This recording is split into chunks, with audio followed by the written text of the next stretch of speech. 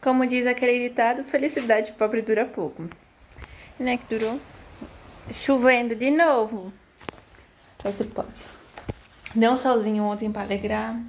Já tinha lavado até mais roupa pra poder pendurar hoje. Mas, né, não deu. Aqui, ó.